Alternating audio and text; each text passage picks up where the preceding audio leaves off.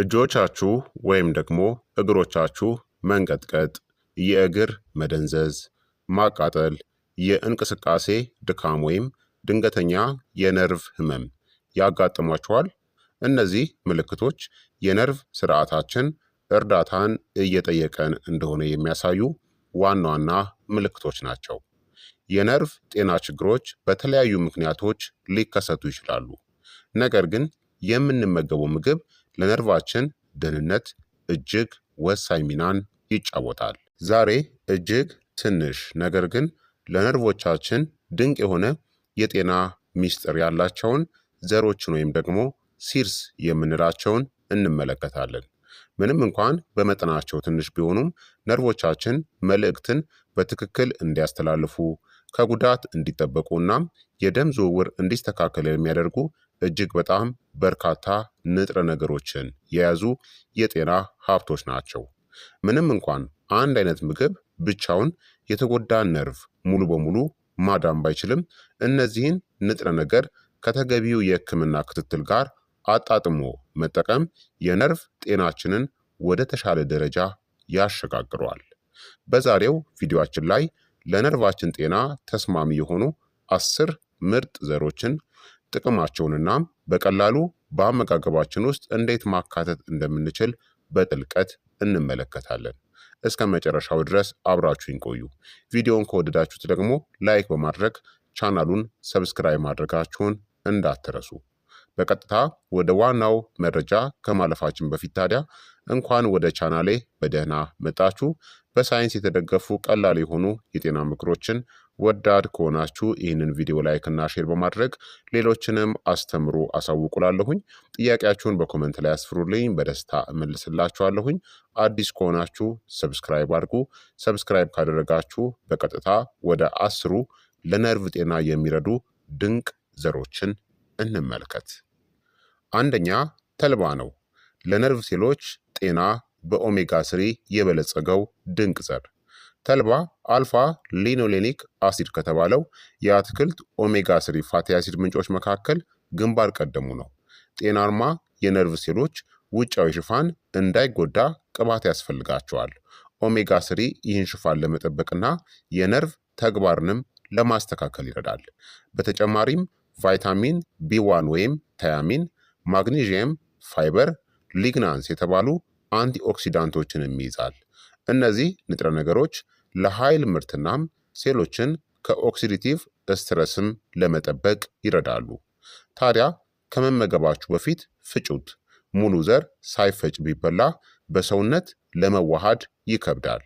ከአጃ ወይም ከኦትሜል ጋር ቀላቅሉት። ከእርጎ ጋር አዋሃዳችሁ ተመገቡ። በስሙዚ ውስጥ ጨምራችሁ ጠጡት። በቀን ከ1 እስከ 2 የሾርባ ማንኪያ መጠቀም ይመረጣል።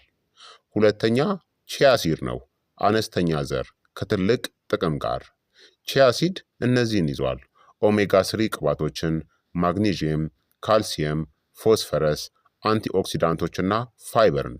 ማግኒዥየም ነርቮች የኤሌክትሪክ ምልክቶችን በትክክል እንዲያስተላልፉ እናም የጡንቻዎችን አሰራር ስለሚደግፍ ለነርቭ ልዩ ጥቅም አለው። ለመመገብም በስሙዚ በእርጎ ወይም ከአጃ ጋር በመቀላቀል በቀን 1 የሾርባ ማንኪያን በመጠቀም ወይም ደግሞ መመገብ ጥሩ ነው። እንዲሁም ቺያሲድን ከተጠቀማችሁ በኋላ ታዲያ በቂ ውሃን መጠጣት አለባችሁ። እንዲሁም በውሃ ውስጥ ያልተዘፈዘፈ ቺያሲድን ፈጽሞ እንዳትጠቀሙ። ሶስተኛ የዱባ ፍሬ ነው። የማግኒዥየም ድንቅ ምንጭ። የዱባ ፍሬ ከማግኒዥየም ከፍተኛ ምንጮች ውስጥ አንዱ ነው። ማግኒዥየም የነርቭ መልእክት አሰራርን ለማስተካከል፣ የጡንቻዎች ዘና ማለትንና ለጤናማ እንቅልፍና ለኃይል ምርት ይረዳል። በተጨማሪም ዚንክ፣ ብረት፣ ቫይታሚን ኢ እና ጤናማ ቅባቶችንም ይዟል። ዚንክ ህብረ ህዋሳትን ቲሾዎችን በመጠገንና የበሽታ መከላከል አቅምን በመገንባት በኩል ትልቅ ሚናን ይጫወታል።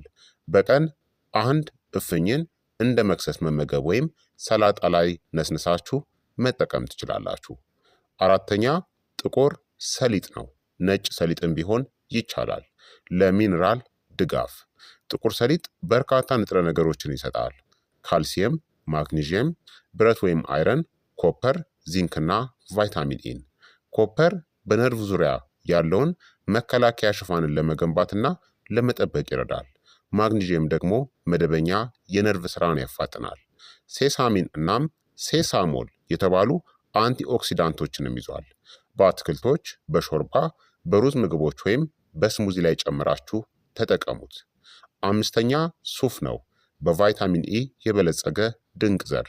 ቫይታሚን ኢ የነርቭ ሴሎችን ጨምሮ ሌሎች ሴሎች ከኦክሲዲቲቭ ጉዳት እንዲጠበቁ ይረዳል። ሱፍ ቫይታሚን ቢ1፣ ሴሊኒየም እና ማግኒዥየም እና ጤናማ ቅባቶችንም ይዟል።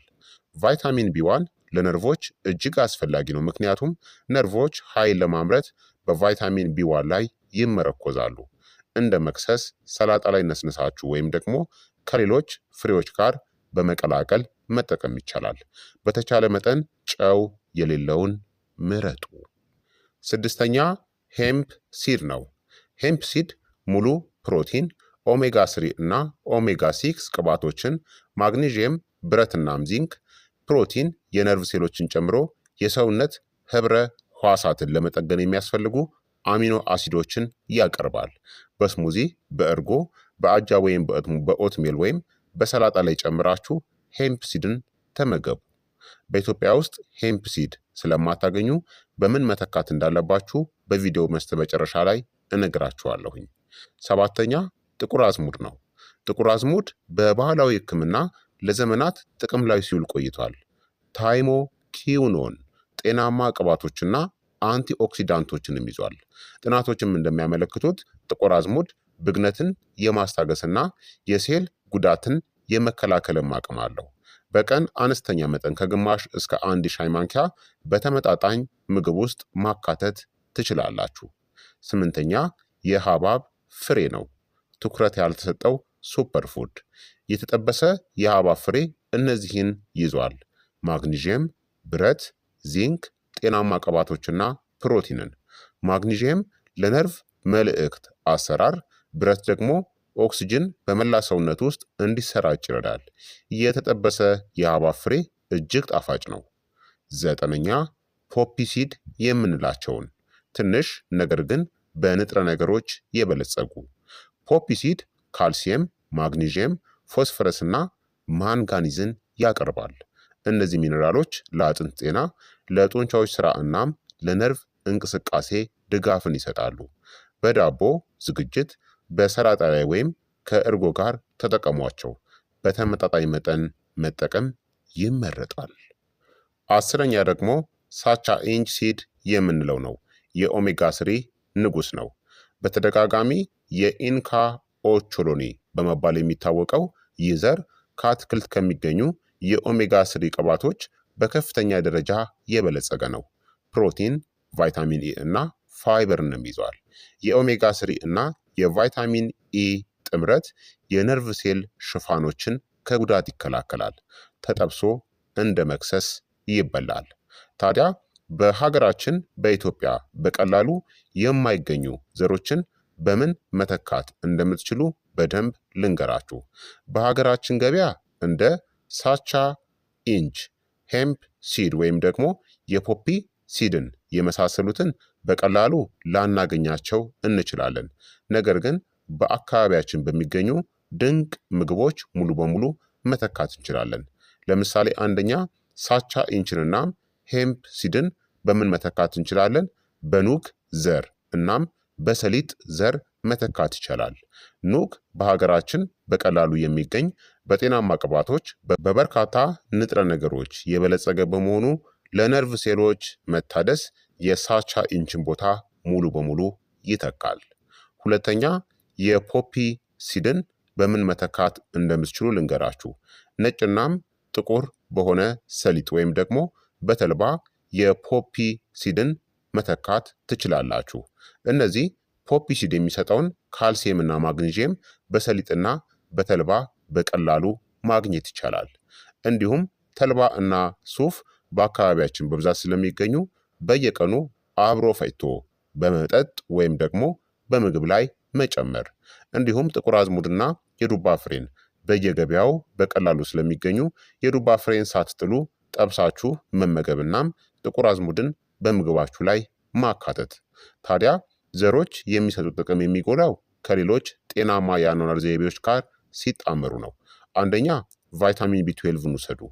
በቢ12 የበለጸጉ ምግቦችን ተመገቡ። በተለይ አትክልት ብቻ የምትመገቡ ከሆነ የቢ12 ተጨማሪ ማሟያ ወይም ደግሞ ሰፕሊመንቶችን መውሰድ ያስፈልጋቸዋል። ሁለተኛ የደም ስኳራችሁን ተቆጣጠሩ። ከፍተኛ የደም ስኳር ለነርቭ ጉዳት፣ ለዲያቤቲክ ኒውሮፓቲ ዋናው ምክንያት ነው። ሶስተኛ ስፖርትን መስራት። መደበኛ እንቅስቃሴ የደም ዝውውርን በማፋጠን ነርቮች ምግብና ኦክስጅን እንዲያገኙ ያደርጋቸዋል። አራተኛ በቂ እንቅልፍን ማግኘትና ማጨስን ማቆም። ማጨስ የደም ስሮችን በማጥበብ የነርቭ ስራን ያደናቅፋል። አምስተኛ አልኮልን መቀነስ። ከመጠን በላይ አልኮል የነርቭ ሴሎችን ይጎዳል። ስድስተኛ ቀለም ያላቸው አትክልቶችንና ፍራፍሬዎችን ተመገቡ። በአጠቃላይ እነዚህ ዘሮች እጅግ ከፍተኛ ጤናማ ንጥረ ነገሮች ያሏቸው ቢሆንም ብቸኛ የነርቭ ህመም ማዳኛ ግን ሊሆኑ አይችሉም። የማይለቅ የእጅ እናም የእግር መደንዘዝ፣ ማቃጠል፣ የጡንቻ ድካም፣ ሚዛንን ማጣት ወይም ደግሞ እየባሰ የሚሄድ ህመም ካለባችሁ በፍጥነት ወደ ህክምና ቦታ በመሄድ ምርመራን አድርጉ። እነዚህ ምልክቶች በስኳር በሽታ፣ በቫይታሚን እጥረቶች፣ በመድኃኒት የጎንዮሽ ጉዳት ወይም በነርቭ መቆንጠጥ ምክንያት ሊከሰቱ ስለሚችሉ ትክክለኛ ምርመራ ያስፈልጋቸዋል። በአጠቃላይ ሲድስ ወይም ዘሮች በጤናችን ላይ ትልቅ ለውጥን የማምጣት አቅም አላቸው። ተልባ፣ ቺያሲድ፣ የዱባ ፍሬ፣ ሰሊጥ፣ ሱፍ፣ ኑግ፣ ጥቁር አዝሙድና የሐብሐብ ፍሬ ለአጠቃላይ የነርቭ ጤናችን የሚያስፈልጉ ሚኔራሎችን፣ አንቲኦክሲዳንቶችንና ፕሮቲኖችን ይሰጡናል። እነዚህን የተለያዩ ዘሮች በየቀኑ በተመጣጣኝ ምግባችን ውስጥ ማካተት የነርቭ ስርዓታችንን ለማጠናከር ቀላሉ መንገድ ነው። የዛሬው የጤና ትምህርት ታዲያ ይህንን ይመስል ነበረ። የዛሬው የጤና ትምህርት ከተመቻችሁ ወይም ከተማራችሁበት ጠቃሚ ሆኖ ካገኛችሁት ላይክ ማድረጋችሁን፣ ለወዳጅ ለዘመዶቻችሁ ሼር ማድረጋችሁንና ቻናሉን ሰብስክራይብ ማድረጋችሁን በፍጹም እንዳትረሱ። አብራችሁኝ ስለነበራችሁ እጅግ አድርጌ ያመሰግናለሁኝ። በቀጣይ ቪዲዮ እስከምንገናኝ ድረስ እኔንም እናንተንም ቸር ያቆየን። መልካም ጊዜ፣ መልካም ቆይታ። ቻው ቻው።